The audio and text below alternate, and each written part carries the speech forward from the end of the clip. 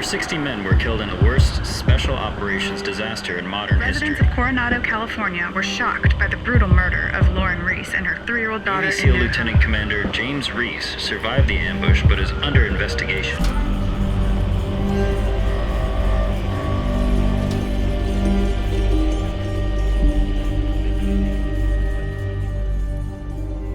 Welcome to the Terminal List podcast, an Ironclad original series. I'm Jack Carr, author of the Terminal List.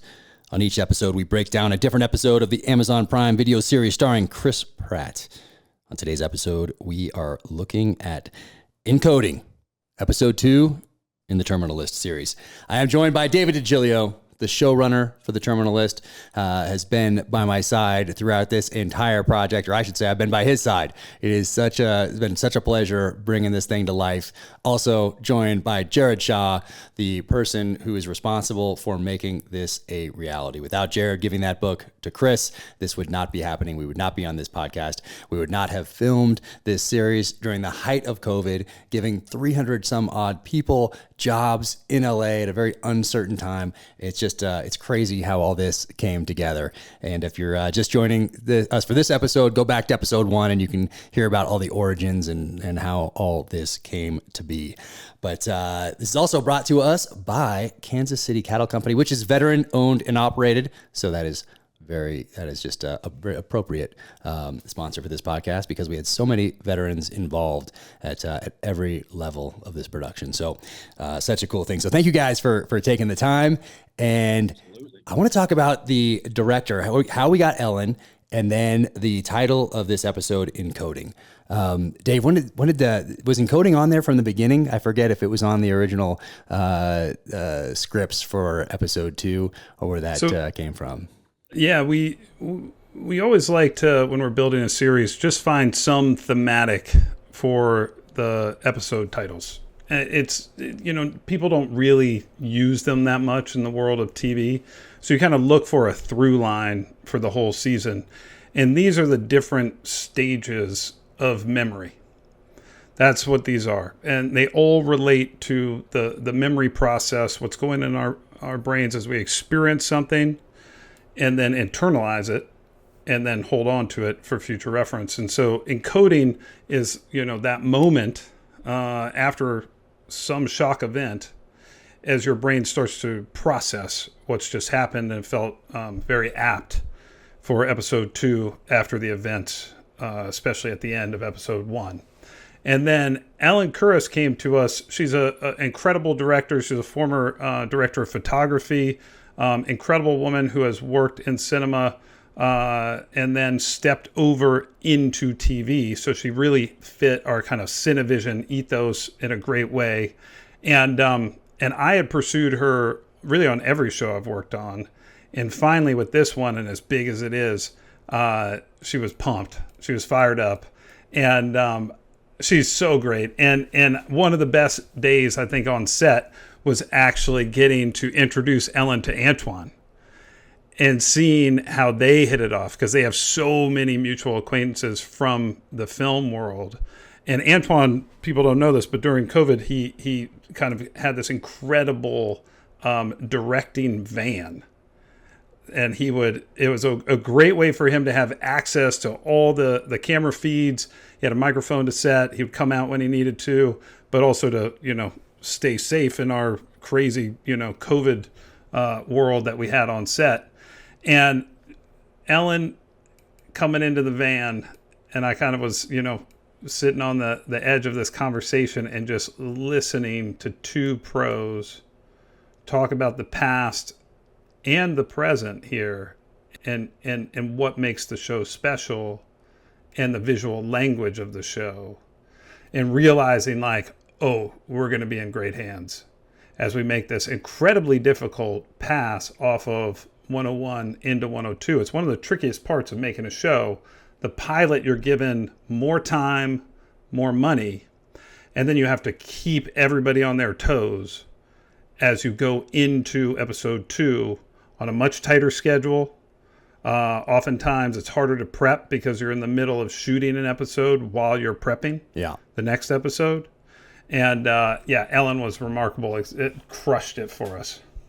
And it's so cool when I saw that first cut come in, because for me, this is my first time down this path and wondering, how do these different directors, what vision do they bring to it? How do they do that? Yeah. And then seeing that opening scene that Ellen did right after coming out of one, I'm like, oh, this is perfect. I mean, couldn't have been a better person to bring us into this second episode. And I like to have a title as well. I like to have a title because when I'm writing, because I don't want any bandwidth thinking wasted on, oh geez, I better figure out a good title for this thing. I've had such good titles so far. So I don't want that anywhere in my head. So I need to start, even if it's a working title, have it right there. So I have the title, I have the theme, I have a 1-page executive summary. I've turned that into an outline, and then it's time to write. But so I like having those titles. And this one, man, it opens up. It is powerful. You're coming off that season 1, or that's episode 1 ending, and then boom, here we are, and there's photographs, there's flashes going off, and there's this investigation, and we have this amazing director. And I want to talk a little bit about the bird that hits the window. So we didn't really talk about it in the first episode, but where did the inspiration for that come from? I think that really harkens back to what we talked about in the 101 podcast when we talked about Antoine Fuqua meets Alfred Hitchcock. That there's like a notion here that we can take a symbol and a piece of a memory that he can't quite grasp. And you probably, Jack, this term from the writing side. Jared, you've probably heard about it through the filmmaking side, but the notion of a MacGuffin, right? There's this idea that Hitchcock had, and really the great storytellers of cinema have, which is, you got to have this one thing that your character is chasing, but it can't quite get to it, right? And it's kind of distilling a way bigger idea and emotion down into a much smaller goal. And what we did with the idea of the Starling memory is we created a kind of psychological MacGuffin for Reece. And so it's this memory that he's chasing throughout season 1. He's going after it. You'll see it appear in various ways throughout the course of the season. But he won't be able to get to its true meaning until the very end of this story. And so here in episode 2, we get to the context of this memory, right? We saw just beautifully shot imagery of it in 101. And here in 102, we understand it was the morning of his final deployment. He's getting ready to leave. He's heading over. He's going to be in Syria soon. And on this morning, this kind of happy moment with his family was interrupted by a bird hitting the window. And that's all you get. That's it. Boom. And you're out. Because Reece's mind kind of folds in another memory, right? This notion of this assassin who attacked him in the MRI clinic. Boom. And those two timelines overlay, and you're out. And what it kind of speaks to is the unreliable narrator aspect. And Chris really loved this notion of tradecraft set against paranoia. That was our kind of goal for episode 2, and really into 3, but especially episode 2. All that, I mean, a lot of these scenes in 2 are lifted from the book. But because we've got this unreliable narrator going on, this guy who you don't know if you can trust him, you have this question of what really happened to his family. And you have a lot of people asking this question of, could he be involved? And that just keeps you on your toes throughout this episode. And that, plus Reece's music, the incredible cinematography we pass off. This is another thing that's interesting for people to learn is you hand off between directors of photography, between odd episodes and even episodes. So Armando Salas, who's doing our odd episodes, hands off to Evans Brown, who's doing our even episodes. And you continue to keep this train on the track in terms of look and feel. But the one thing that was key to this episode is to keep that question especially, and I think the book readers have a good sense of it, right? They're getting a little bit of surprise here, like, ooh, wait, hold on. Right, a little different. Yeah, like, a little different than the book. It's a little different, yeah. Right? It's a little different. But it was all inspired by the moment in the book you have when he goes home so soon after his family has been taken from him. And I remember we spoke about this. It's like, that's heavy to walk back into that house where these horrors happened and live with it, and what that would do to Reece and how it would drive him. So we took all of those ideas and just layered in that kind of Hitchcock psychology and had some fun with it. Right. In the book, I have him sitting on the couch, pistol in hand, and he wants to be with his wife and daughter. And so, but he can't, because there's still a mission. Yeah. There's still a mission to do. There's still a mission, right? And he can't leave quite yet. So so then he lets it turn, and then boom, we're time to flip that switch, go into operator mode, and start figuring this thing out. But it's all because of that pistol and that round, and knowing that Boozer would not have used that pistol in that round.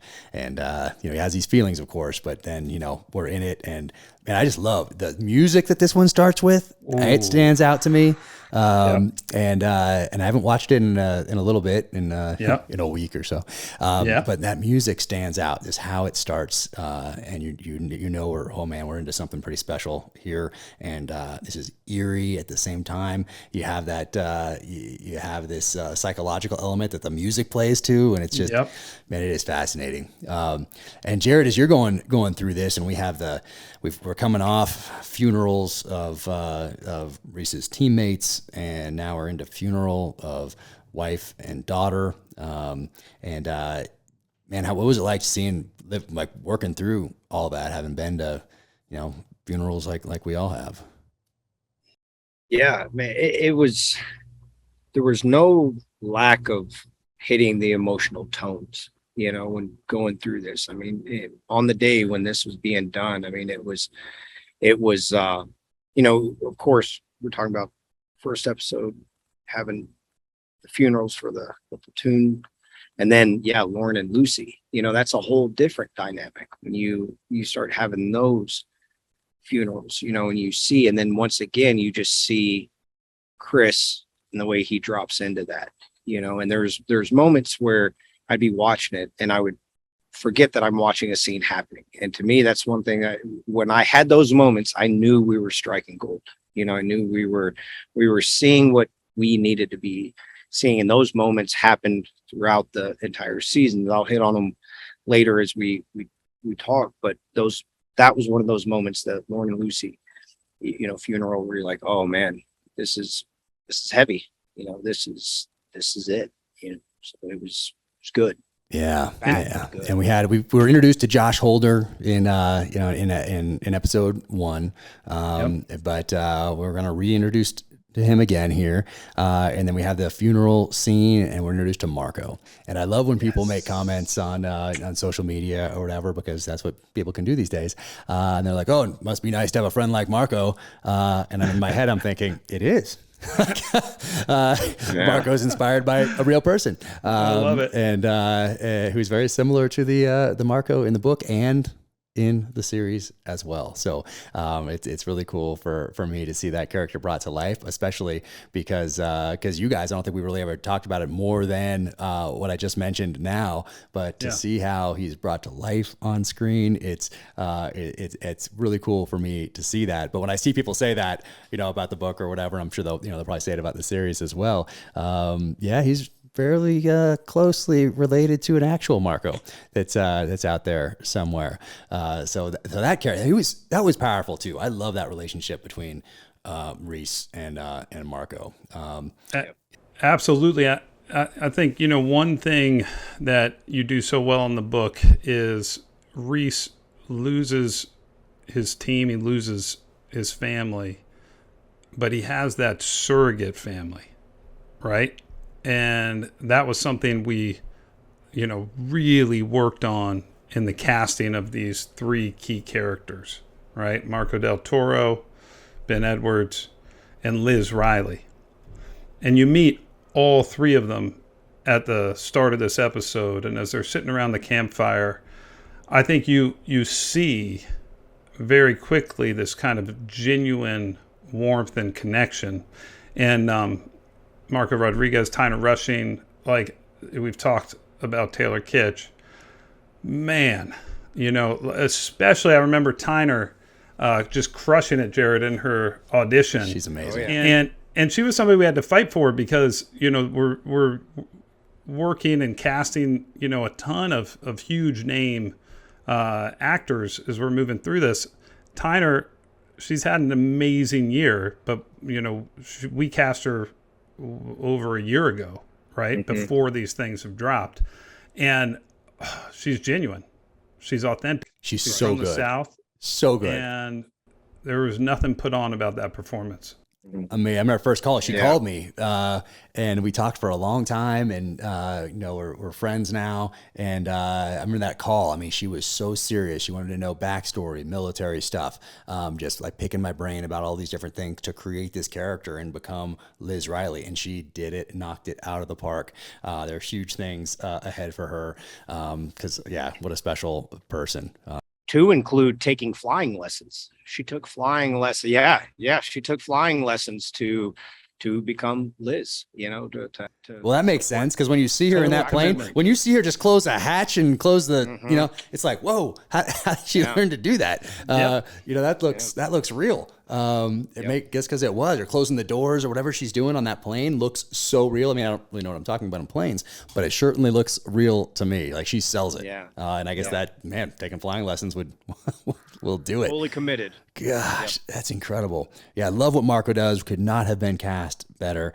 Same thing with Liz Riley, with Tyner. Absolutely incredible. I love that scene around the campfire because that's right. Now he has a new family, and it's a family that he needs because he is good at some things. Reece is very good at some things, kicking in that door and snatching souls. Other things, maybe not so good at. So he needs this team. And I love the conflict also that gets explored, and you might have to search for it a little bit because he's taking friends into a dangerous situation, and it's his decision to do that. It is touched on in the series, but it's something to me, I think will resonate with people that really sit down and watch this carefully, because in real life you have to make decisions, and maybe it's not life or death type things, but you get to decide, who you're going to draw in to your circle and who you're going to include on things, or who you're going to ask for help. All those things come into play. So I love how we touch on that in this. But then also Admiral, oh my gosh. Wow. We cast Admiral Pillar. legend. I mean, Legend. Oh my gosh. Yep. Did you have him in mind? Like, how did his casting come about? Antoine had worked with him on multiple projects, including Training Day. And so when we got to that role, we knew we needed this kind of combo of gravitas, of leader, but also from the book, that kind of political animal, right? I can't remember if you see it in this episode or a later episode, but the I love me wall. Yeah, I think it's in this one. The wall. Yeah. Yeah. I mean, there are some incredible photos that are put up there by the art department of Admiral Pillar and his celebrity go-tos. And that was such a crucial part of this character, such a crucial part. And Nick really just could hit all aspects of it. And then Matthew Roush, who's playing Jag Captain Howard, that guy crushed it. Fantastic actor. He's got a smaller role in 102. We meet him mainly in 101. And then LaMonica Garrett, Commander Cuss. I mean, incredible. Stud. I mean, Stud. these guys being involved. I mean, I couldn't have cast that better. Couldn't have cast all of these characters that we just talked about. Could not have cast them better. They all crush it. They all bring their A game. And I mean, all such professionals. And I mean, absolutely incredible. And LaMonica, what a great dude. I mean, he did a book signing thing with me during my last book tour. I mean, what a solid guy. I mean, just love that guy. Everybody was just so amazing. Yeah. Dave, do you remember that LaMonica had actually read for a different role? He read for a different role, and we looked at him and we were like, there's no way he there's no way he's not playing a SEAL. There's no way, like, this guy. I mean, you look at that. He's a stud in every. Yeah, I mean, just total stud. And so he read for one role, and we're like, nope, he's Cox. He's got to be Cox. Like and we'll get to it in later episodes, but there was a reason that we knew we had to cast him, and he is another actor like Tyner, who after we finished filming has had just a monstrous year. Crushed it in 1883, absolutely demolished it. So good. And again, I think, we talk about this. It's like, if we are not casting somebody with a military background, we have to cast an actor who is committed enough to train up and portray the military believably. And he is a guy who is all about commitment. And I love that about the group that ends up, as let's call them our kind of WARCOM trio, right? Every one of those guys just fits the billing perfectly. Perfect. All of those guys. And sometimes, like, I have my own conflation. Like, we talk about conflation in this series, and oftentimes I have my own conflation, thinking, wait, was that the book, or was that the series, or was it in the script, or how did that?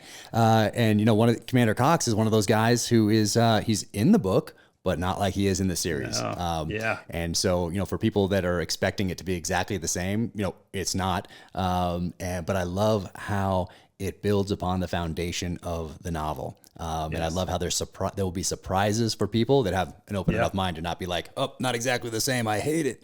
But to realize, and then I think people will have their own conflations after they watch this and think about, wait, who's in the book? Was he but in a good way. In a great way. So I love it. The Commander Cox character is awesome, and Monica absolutely crushes it. All these guys do. And going back to something you brought up before, Jack, you mentioned that moment from the book where he's got the gun in his hand and he's, has to decide, right? We actually have that moment. The audience has to look for it, but it's the night of the creation of the terminal list. Reece is putting it together, right? About this guy, Agent Holder. Like, how was he both the first on the scene at Boozer's and at the MRI clinic? And you have this character in the book. He's later down the list in the book. But we were like, oh, here we go. Let's pull him forward, because this is one, it really depends on, do you believe Reece or not, in terms of what he's doing here. And we have that powerful montage with the creation of the term list. He writes Holder's name on the back of Lucy's drawing. And then there's an incredible little moment that Chris came up with when we were in the MRI clinic filming in 101, which is this quick shot of the gun to Reece's head. Yeah. And that was inspired by that moment. Nice. I didn't know it was inspired by that moment. Yes. I'm like, oh, this is just a cool thing, Dude, that's inspired by that moment. And then he wakes up with a start, and he's sitting next to Lauren's desk. And if you notice, he has a gun in his hand. And so that's the idea of conflation here. And the fun part of this show is, like, you can go back and rewatch it and see it and find things, little Easter eggs. Oh, yeah. And connections to the book. He's also got Lauren's music. Odd thing, yeah. Yeah, in his ears. Yep. And then one of the coolest stories from the filming of episode 2 is, like you said, from the book, he wakes up and he's got a mission. Mm-hmm. He's back on mission. He's got purpose again. And he starts to run. And you have this scene in the book, and we were like, okay, we need to get Reece running around Coronado. And we didn't have Chris Pratt at this point. He was off to Guardians with you, Mr. Shaw, right? He had left. And so we were down, I think it was September of last year, filming in Coronado. And we had picked spots with the Coronado Bridge and the Hotel Del where we're going to get Reece running. That was then going to lead into the close-up of Chris coming in to the team's building. And we had a double. Great dude. He had doubled Chris a lot throughout. And but not Romwell, a different double. And he just couldn't run like Chris. He couldn't run like him. Could not run like him. And so we're sitting there, we're going, oh my God, we have a whole day of filming down here. We got to get these shots. This is incredibly important. It's straight out of the book. It's something we really want. And so I'm talking to David Augie, executive producer, line producer on the show. And I'm like, we're in that park, but I can't remember the name of the park. It's just below the Coronado Bridge. I forget the name of it right now. You come over the bridge and it's right there. Yeah. Right there. And I go, hey, Augie, look over at the skate park. You see that dad? That guy, doesn't he look like Chris? And he's like, he does. It's like, let's go ask him if he can run. And so we go over, we talk to this guy who's got his 12-year-old skateboarding in the skate park. We tell him the situation. He is former SEAL Team 6. This guy is former SEAL Team 6. He is like, I know Jack Carr's books. You want me to be Chris Pratt? Oh, I can run. And dude, we had so many moments like this in making this show. True serendipity. Incredible to have another member of the SEAL team community step in, but it's remarkable. Amazing. I'm going to go back in my text because I remember when you texted me about that, but I'd forgotten about it. But oh man, that is crazy. And he's in there running. He's in there running, and he's fantastic. He's a great double, and really it was important to us to be able to get down to Coronado for this episode in particular, get these shots in the show. We shot this mainly around Los Angeles, which was incredible, by the way, and only thanks to tremendous support, again, from Amazon and MRC. But I had spent 2 years in San Diego post-college. Love it down there. And you guys obviously have spent all that time down there. And we needed to nail that look. And we had to get down there and shoot some shots. And this was the episode where we did it. Once again, just like with episode 1, those director's cuts, and then what was the network cut, all those different cuts that come across. There was such a cool scene that I love, and it's Stephen King calls it killing your babies. You have to do it. But there's when Chris goes into the team room and goes up there, and we have the music going, and it's powerful, and he gets the keys and opens the door, and the door shuts, and he stands there, and the music stops, and it's silent. And he's just looking at all the cages of all the guys who are dead. The guys that are not didn't make it home. And it's such a powerful scene. There's the photo that's in the background, the painting that's in the background, right there. All meaningful. So powerful. And then the music starts again. Boom. And then we're back in it. And that one had to go, unfortunately. But it is such a powerful scene because those who have been in and have lost friends and have had to go into their gear, either it's overseas or at home before you turn it over to the family and all that sort of a thing. I mean, it's just you're looking at their locker, you're looking at their cage, you're looking at their bags in a Connex box, and there's just that the moment when you're looking at all that stuff, and Chris captured it. And you guys got it so well with the photography and the music at the right time, and it was just so perfect. But it had to go. So maybe in a director's cut at some point. Cut. That's one for that one. The Terminal List podcast is presented by Kansas City Cattle Company. Kansas City Cattle Company believes in keeping things authentic, and they believe if you taste the product, you'll taste the difference. Kansas City Cattle Company is veteran-owned and operated and delivers Wagyu beef and other high-quality proteins with a palatable difference to all 50 states. They have Brookshire pork, pasture-raised chicken sourced from another veteran-owned company, and sustainably caught seafood. They're also known for their world-famous Wagyu hot dog, which was featured by foodandwine.com in a viral article saying they had found a hot dog that tasted like steak. Other bestsellers are their Wagyu steak, briskets, and tri-tip roasts. There's also been buzz about their Wagyu bacon cheeseburger brats. Other favorites include Wagyu hanger steak, Wagyu bone-in ribeye, and their Wagyu chuck eye steaks. The team started Kansas City Cattle Company to bridge the gap in high-quality proteins and top-notch animal husbandry practices to the end consumer. They believe good protein starts with good conditions for the animals. As the company grew, they hired their first employee, a veteran, just getting out of the Army. From there, their new mission to hire an all-veteran staff was born. Today, their mission now includes serving high-quality protein to those they once served and helping other veterans find their new mission post-service. Save 15% on the exclusive Terminal List collection at kccattlecompany.com/Jack Carr with code JackCarr15. That is JackCarr 15. That's KC Cattle Company, KCCATTLECOMPANY.com/Jack Carr, JackCarr, and use that code JackCarr15. Man, I mean, this episode, every episode is powerful. I mean, I couldn't be more humbled and honored by everything that you guys did for all of this. But we had a couple cool things also in this one. A special scene in a bar. And there's a real SEAL bar in Coronado, and I didn't name it in the book because I was like, man, if something actually happened there, because in some way, I just got to change the name. So now we have Rick's. So we have Rick's Bar and Grill. You want to talk about who plays Rick? Yeah. So we had this, a fan film, a short that was made not just by a fan, but by two professional actors who got together and made a 10-minute short film about the origins of Tom Reece and a teammate of Tom Reece's. And we learn how Reece's dad got the Eccles Legend rifle that he gives to Reece. And they did such a good job with it at the height of COVID.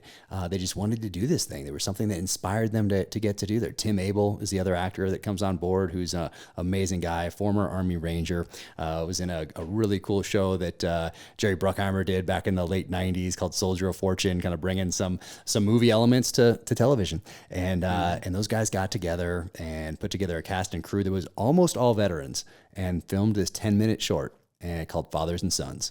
And I post it every Father's Day and do a little link to it. And there's on my website, there's a blog that goes into the details of the background. But it was so powerful to watch this just 10 minutes. And it's just a conversation around a pool table. But these guys did such an amazing job with it. And then I sent it to you and you saw it. And then here we go. We have our bartender in the terminal list is Michael Broderick. And I mean, what a great actor. I mean, he usually plays cops and things like that, but he has such great range, and there's such great things ahead for him. And it's so cool of him to be involved in this project. So he's the bartender, and then boom, on the screen, we have my friend Katie Pavlich. And she's on the screen playing a newscaster. She's been a dear friend for years. And so it was really cool of you to include her in this. And she came to the premiere, and that was really cool, really special to have her there for the premiere and to have her in this episode. And then her voice is in one of the trailers, and it's just super cool. So for fans of the book, or people who've been following along from the beginning, they'll already watch the show before they see this, and they'll be like, wait a sec, that's the guy from Fathers and Sons, and no way, that's Katie Pavlich. So that I love those little things in here, and to include even in other episodes where Reece is making some coffee, and just in the background there's a little honey, and it took me a couple to find those. He took me a couple watches to find those, but I love that those things were in there. But getting back to that one scene where Chris is in the house, and it's the montage, and he's looking at the screen, and he puts those fingers up like this. Like, where did that move come from? That was incredible. I think sometimes like the devil's in the details, and that includes memory as well, right? And something like eye color can trigger so much, right? And we talked a lot about, how he would do that, and I think Chris ultimately came up with that final action, but that is one of my favorite beats, is that kind of like the putting up to the camera and then poof, the pop flash to the moment from the MRI clinic, and there's Holder behind the mask. Yeah. And that aspect, again, because we know we can't trust this guy's memory, he's off to the races with a big old question mark. All the tradecraft you're going to see now set against that tone, that paranoia. And I really love the kind of day of tracking Holder and the Roy Boehm scene, all of these things that we pulled out of the book and put on screen. But Chris never goes into, the jokey Chris Pratt side, right? He keeps it serious. He keeps it dangerous the whole time. And Ben's with him every step of the way. Yeah. And kind of questioning, right? kind of like he senses when Reece shows up with that target package, he senses like, oh, there's a danger to my friend that I have not seen before. And Chris also crushes this episode in terms of that, like, he's got a little bit of that like manic energy. Yeah. Right? Oh yeah. He's like got this need, this desire to be back on mission, to be done with grief, even though it's haunting him. And I love that performance in 102. Yeah. Because he just drives it. And Ben, he in a way, right? He could call it out. He could stop things, but he gets on board. Yeah. He gets on board. And Boozer, our friend Boozer, comes back into play. Oh yeah, I want to talk about that and how that scene. And this, yes. Yeah, that is a crazy scene. Eating an MRE. I love that scene. I mean, Jared, you crush it in every single scene you're in. It's awesome. I absolutely love it. People are gonna be ecstatic about everything that you do in this.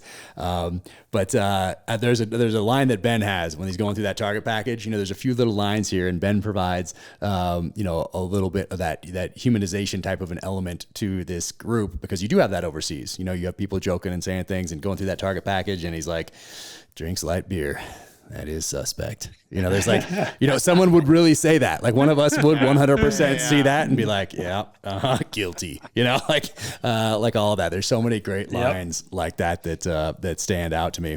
And then the recon scene. So many people reach out to me on the books and are like, man, I love that you went into how he went about figuring out where Holder lives, goes in, gets what he needs, the evidence that he needs in there, has the spray, has the WD-40 and sprays the hinges and like all those things, sets it up, takes the photo of the table there so we can get everything back in the exact proportion. So because people can do things, I mean, put little tells out there, you put your coffee cup down in your hotel room and you do it like that, and then you come back in, and if it's like a little off, guess what, somebody was in there going through your stuff. Like that's real tradecraft type thing, and so he knows that, and people that know that world will be like, I mean, some people will miss it. Like, why is he taking a picture of that? Oh, I guess he's putting it back the same way. But people that live in that world will be like, awesome. These guys really went into the details. They talked to people. They thought this through. So I love that. Uses an alias that harkens back to the earliest days of the SEAL teams. I love doing that. Did that in the second book as well. I try to drop something like that in each book. Have a little more Hartley development in this one. I love the close target reconnaissance like we talked about. But this episode, then we get to the scene. Then we get to this end scene. And this is really the pivotal moment where, am I crazy? Or is there something more to this? I've had my evidence here. I have Boozer using this 9mm. That doesn't add up. I have a few other things here, but this is really it. And we get that name. We get Agnon. And Jared is right there. And Jared, what was this scene like? Because people might think, oh, they just did some like green screen stuff, and they, whatever. All of a sudden, Reece is back in, overseas, and Jared is there, and that sort of thing. But this took physically moving a set around in real time as we were filming, and Chris doing the crazy costume change, and all of a sudden the camera's back. So, what was it like filming that scene? Well, Dave can speak to the technical side of it, because I still don't really even understand what happened in that scene. Walls moved, right? I mean, walls moved. Literally walls moved. And Dave, I think you explained it to me, and Ellen explained it to me, ahead of time. And I was like, okay, it's not that big of a deal, guys. I got this, and whoa, I could not have been more wrong.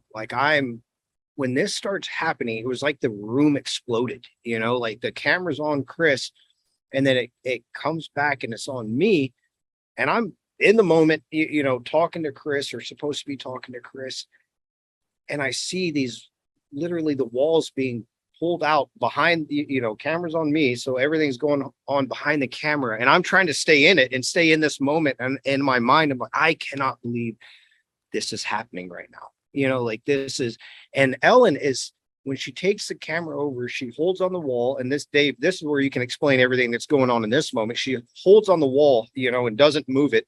She's looking, and then I just see her left eye just come and tracks over and looks at me while it was like a shark or something. It just boom, looked at me while she's still filming this way. And I'm I'm just blown away by the whole thing that's happening, you know. So we get the first take, and the first take I completely blew it. Like Chris was supposed to be right, you know, supposed to be talking to him right here at the, you know, looking at the camera, but really I'm talking over here to where he actually was while he was getting changed. This whole, you know, like, okay, that was a practice run, let's do it again now. And we ended up getting it, but wow, that was an incredible scene to be a part of, to be living in and doing it, and then see all that happen. I've never experienced something like that previous to that or after that. And Dave, once again, you can explain how it was all done, because I can't articulate it, because I still don't really understand it all. I love hearing your experience inside of it, Jared. I think that's super cool. And you know, again, the key word here is teamwork. 100%, right? This is when you take on a moment like this, every department has to be on their A game and totally synced up. One of the reasons we hired Ellen, we knew this big conflation would happen during the interrogation of Holder. And she was a director of photography on an awesome movie from 2004 called Eternal Sunshine of the Spotless Mind. It's a really trippy movie with Jim Carrey and Kate Winslet in it. And it deals a lot with memory. And they do what are called in-camera effects. And so what Jared is describing and what's called an in-camera effect. So we're, you know, in a set, we have a set, we're filming, we're not using visual effects, we're using in-camera effects. And so the camera is the kind of subjective lens. And what you can do is, if you get to a seam in a wall or like a door frame, you can use that seam, that hard line, to marry two pieces of film together. So we're able to take a pause on that line for about 45 seconds while Chris finishes his wardrobe change, right? Because we're swapping the room and the wall out behind Chris, but we're also swapping out his wardrobe and what he's wearing to place him back in Iraq. And then, boom, the camera comes off and we're back into the scene. And when we edit it together, you take out that chunk of time in between and it's seamless, right? It's and so wild. His memory, his timeline is shifted from present day with Holder into the past with Boozer, back into present day with Holder. And the whole thing with this, as he was interrogating, or as he is interrogating Holder, is we wanted to show that his mind is slipping and slipping and slipping, but what can he trust? And this is the greatest thing about the book and the character in the book, right? No matter what, he can trust his heart. And he knows, even though Holder might not be the assassin, the trigger man, he has to know who is, because Reece knows he didn't kill his wife and daughter. And so he makes that final press and he breaks Holder in that interrogation and gets the next name on the list, Saul Agnon. But boom, and you have these in the book as well, these like just tidal wave headaches that come from whatever's happening in his head. And he's down. And this was a great moment for our stunt team and Romwell, who, you know, is Chris's stunt double and fight coordinator. And Chris is doing this. There was a fight that was going to break out between Holder and Reece on that bed. And they're in there trying to choreograph it, and it's really not working. And I can't remember, but I think it was Roms he's like, I'd just shoot him. 100%, right? And that gives you that shocking. It's a cool shot. It's a wicked shot. Great. Yeah. Yeah. And this is something, even though the first name on the list is different, the impact on Reece is the same, because Jack, you have this in the book. Boykin is the first name on the list in the book. And you talk about how pulling the trigger on Boykin is different than pulling the trigger downrange. Yep. Like he's crossed over. Just committed murder. I think that's the sound. Just committed murder, yeah. right? He's crossed over. And it's that moment and the ramifications of that moment that then carry into the final shot that Ellen built of Reece walking down that courtyard and stopping to look up at the flag, understanding that this is different. So really, love this episode for the deep psychology of it. Like 101 giant, right? Pilot, huge, so many days, so much money, so many set pieces, so much character. And then we come in to 102 and we suck it down, but we get in Reese's head. And kudos to, again, this man up here, Chris Pratt. There he is. Driving it.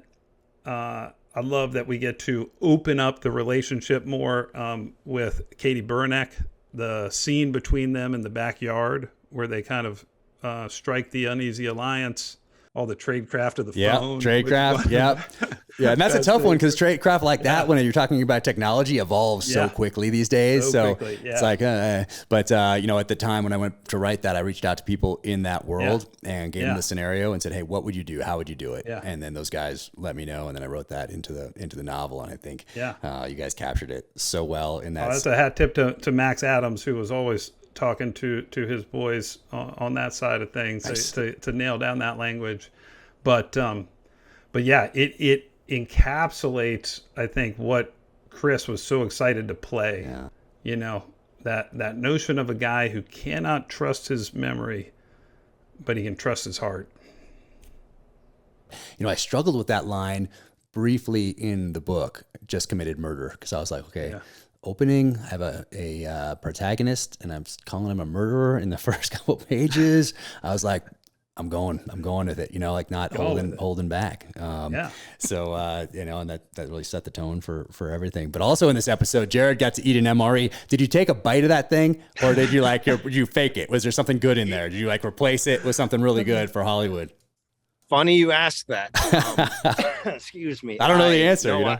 I went real deal. I mean, that's acting. I'm like, if I'm gonna eat this thing, I wanna be in it like it was back in the day. But Dave, in all his wisdom, came up and was like, hey Jared, I'm just letting you know, don't just every take eat 3 or 4 bites, because we're gonna be doing this take for basically hours.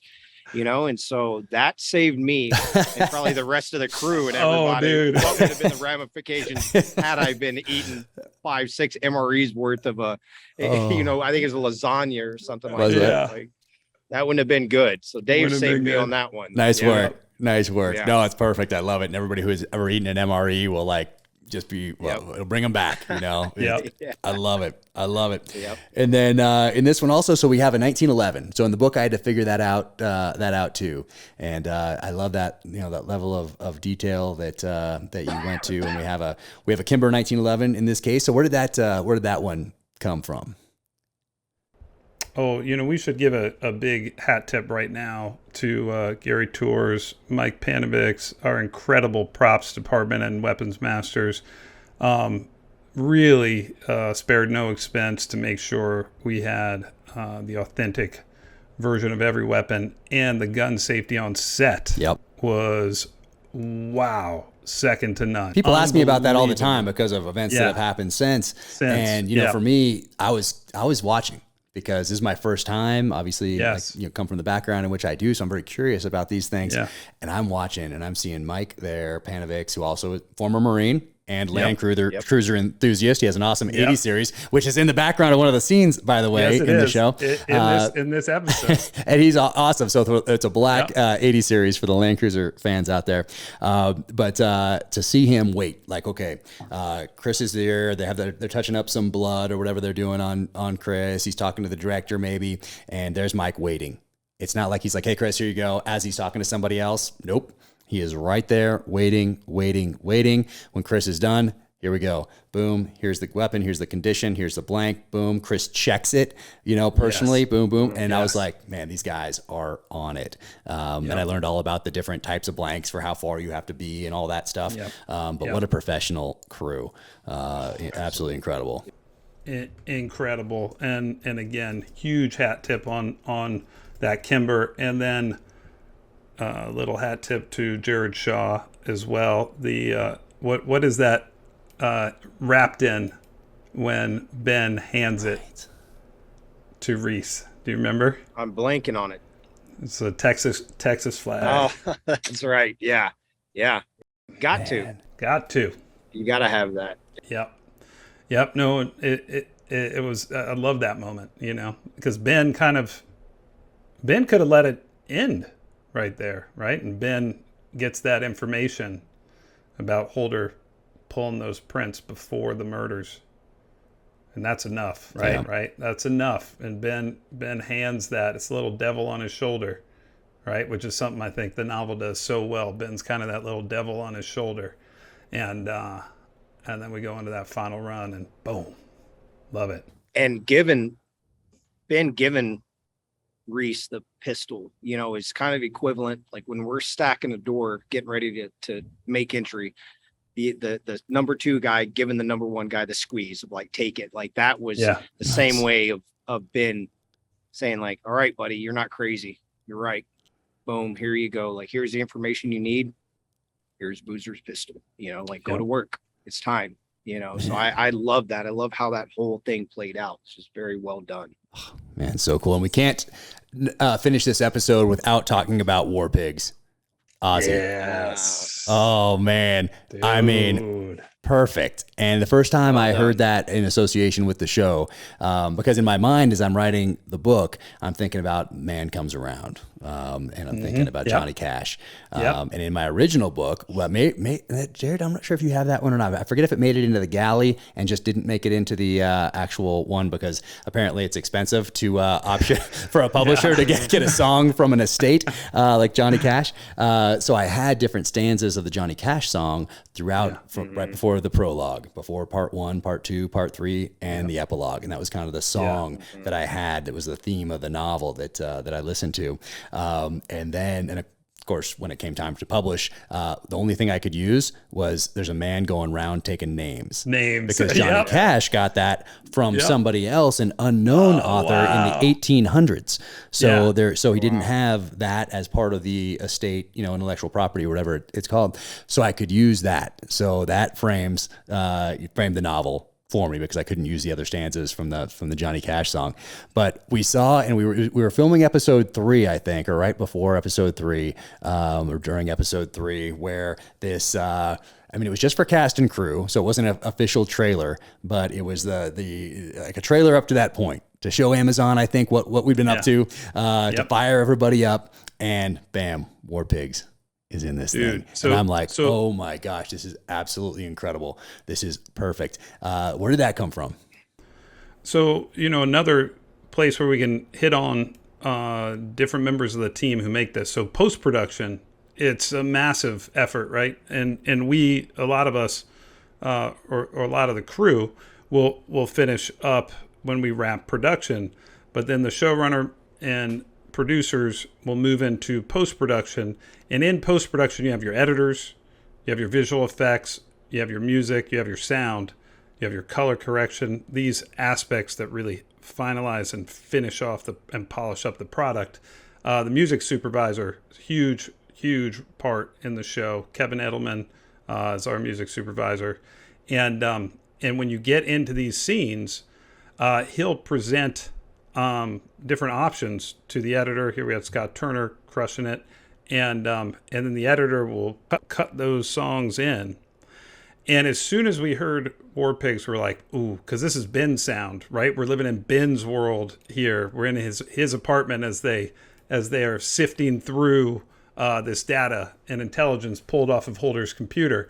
So we loved it, and then we loved it so much we put it, like you just mentioned, Jack, on what is the sizzle reel, which is the thing you show the network, the crew, the cast, to get everyone fired up when we're all exhausted halfway through this march. And then they love the sizzle reel so much they put it in the trailer. And we didn't know if they'd be able to do that, right? Because there's costs associated. Sure, but the estate loved it so much they granted it for full use in advertising, and it's been awesome, absolutely perfect for the tone and power of the show. Oh man, and Jack Osborne reached out to me. We have mutual friends, and he reached out to me when he saw that and was like, "I'm sending it to Dad." And so that was really cool. So cool. So Ozzy has seen it and knows about this production and Black Sabbath being involved the way it is. It's such a powerful song to include, and just incredible. Just incredible. So great. Man, Awesome. Anything else stand out about episode 102 for you guys before we move on to episode 103? No, I think that's good. I mean, the only thing, only piece of music we haven't mentioned is Eric Church's song that Jared, you brought into the mix here. You hear Reece playing it on his guitar, and the title of this song means a lot. So you should mention that real quick, Jared. It was A Man Who's Gonna Die Young is the name of that song. And we were able to get that. Eric Church and his crew were very kind and hooked us up on it and let us, use it there. And that was actually Chris's idea, because Chris would strum that song all the time. Love it. And then he was like, you know what, we need to get this in there, that I want to play that. So reached out, been good buddies with Eric and his wife for years, and they were all about it. They were like, absolutely, Dave, that's a great pull back on that one. That's a great song. Great. Just, there's some meaning in that one. Absolutely. I know when Chris pitched it, where it came from for him, on wanting to go with that song. And you don't really catch it in there. The Eric Church fans will know it, but it's, he puts his own spin, his own version of it. And it's great. Really great. Man, I remember reading that when it came in script form. Man, I love all the personal connections throughout this process. I mean, there's so many personal touch points with everybody involved. That makes it really special. I mean, across the board. So, man, cool. I'm learning more things. I'm learning more in this episode. I can't wait till we go to episode 3. What am I going to find out then? But, man, thank you guys for taking the time to do this. And thank you to everybody else out there for listening to the Terminal List podcast, Ironclad Original, brought to you by veteran-owned and operated Kansas City Cattle Company. And if you like the show, be sure to leave a rating and review 5 stars. And follow me on @JackCarrUSA for more photos. DeGilio Films is out there too. Follow him on the Instagram as well. And Jared, we know you're not on the social channels, but you know where you are. You are on screen in the Terminal List, crushing it at every stage. Thanks, everybody. We'll see you at episode 103.